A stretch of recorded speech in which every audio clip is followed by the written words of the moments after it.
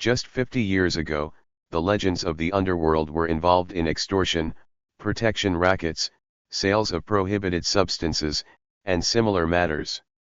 However, times are rapidly changing due to technological progress. Now it is not at all necessary to rob a bank with a gun in your hands, it is enough to arm yourself with a laptop or even a cheap smartphone. Modern crime is moving more and more onto the internet, and to be convinced of this, simply use Google or another search engine. Also, a good proof of this statement can be the story of a Russian hacker named Yevgeny Bogashev. Today, the FBI is ready to pay a record amount of $3 million for information about this person alone. And the intelligence services of a dozen countries are working to catch this hacker. By the way, all their attempts have been unsuccessful for 12 years. Yevgeny Mikhailovich Bogashev looks like an ordinary resident of Anapa, who does not stand out from the grey mass. However, in his free time, Evgeny was involved in creating the largest hacker group in history and broke banks by simply pressing keys on his keyboard. Back in the spring of 2009, the agent and the FBI noticed that impressive amounts ranging from $100,000 to $400,000 began to disappear from the accounts of a number of large American companies. In addition, they noticed that all hacks were carried out from internal IP addresses. After experts conducted their investigation, it turned out that these computers were infected with a Trojan virus called Zeus. It differed from its analogs in its flexibility, stealth, and efficiency. Law enforcement officials were unable to find out who exactly invented this virus. All that became known to them was only a few nicknames of our names, namely Slavic and Varnishes 1, 2, 3, 4, 5.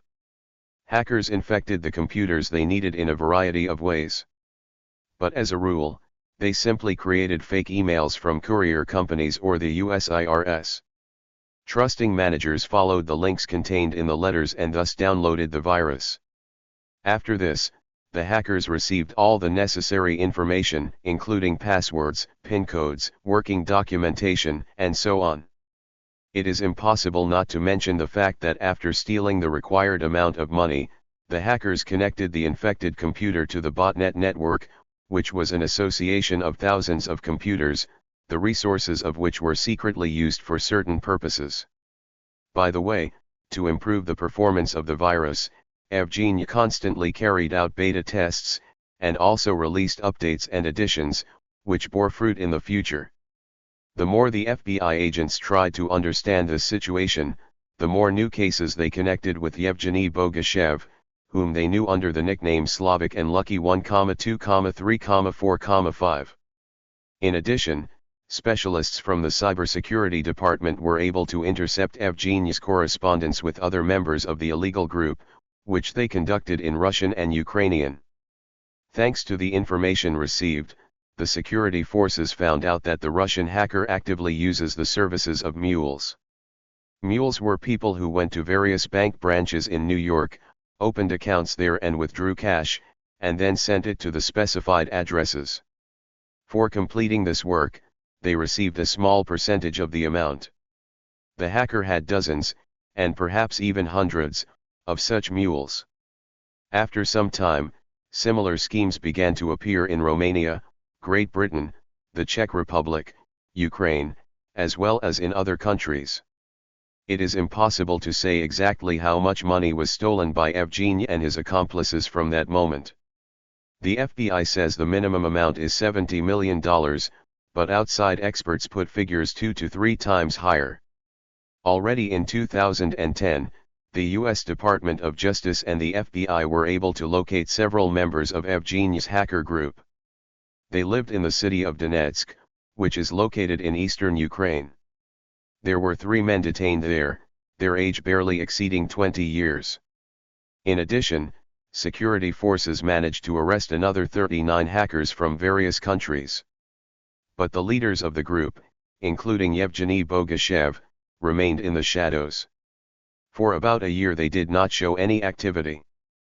But already in the fall of 2011, cybersecurity experts began to find new versions of the Zeus virus on the internet, namely Game Over Zeus.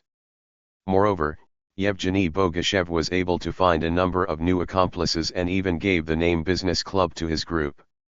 For the most part, the victims of the Business Club were owners of bank accounts with 6- and 7-figure sums.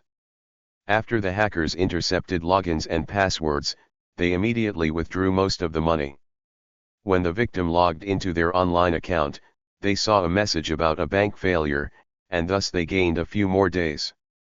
On November 6, 2012, hackers from the Business Club became so insolent that they stole $7 million in one transaction, which shocked FBI agents. Naturally, it was simply impossible to cash out such a significant amount with the help of mules, and therefore the robbers of the 21st century hid transfers in hundreds of thousands of legal transactions, and this became a kind of revolution in the world of organized crime. In addition to bank accounts, hackers have defrauded non-profit organizations, individuals, and small companies. Another source of income for Yevgeny Bogashev and his accomplices was the so-called cyber blackmail. Hackers infected the computers of individuals, and then made access to the files stored on them impossible. It was possible to remove the blocking only after payment, which was about $500. The amount is small, but hackers infected tens of thousands of computers and many of their owners transferred money. Here's another fun fact. At the end of 2013, hackers from a business club blocked computers in one of the Massachusetts police stations. The police tried for a long time to cope with the problem, but could not achieve any success. As a result, they transferred $750 to the criminals. Around the same time, various cybersecurity specialists from European countries made a lot of efforts to take control of the Bogashev virus. At some point, it seemed to them that they were able to outplay a cunning hacker from the Russian Federation, but they failed because the virus had a backup level of protection. After a series of failures, the FBI decided to team up with various intelligence agencies from the European Union, as well as to involve private specialists in the case, including experts from Microsoft Affairs, McAfee, and so on. Keith Mulersky was appointed to lead the operation to identify Bogashev. After several years of hard work, the FBI learned a number of important facts. Firstly, the business club includes about 50 hackers. Secondly, each of them paid an entrance fee, and only after that received access to the Game Over Zeus virus. And the third, the entire network of the criminal group, relied on 2 British sites. Thanks to the information received, Dutch specialists were able to get on the trail of a hacker with the nickname Lucky 1, 2, 3, 4, 5. And even find Yevgeny Bogachev's page on the social network VKontakte. They simply could not believe that behind such a powerful group was an ordinary resident of Anapa, who posted photographs of his wife, daughter, and cat on his page. Upon further investigation, it turned out that the Game Over Zeus served not only to steal bank data and blackmail, but also to collect intelligence. For example, with its help, secret information was obtained from Georgian intelligence, Turkish police, various government agencies of the European Union countries, and so on. On May 30, 2014, a group of FBI agents, with the support of private specialists, launched an attack on a business club, as well as their network of infected computers.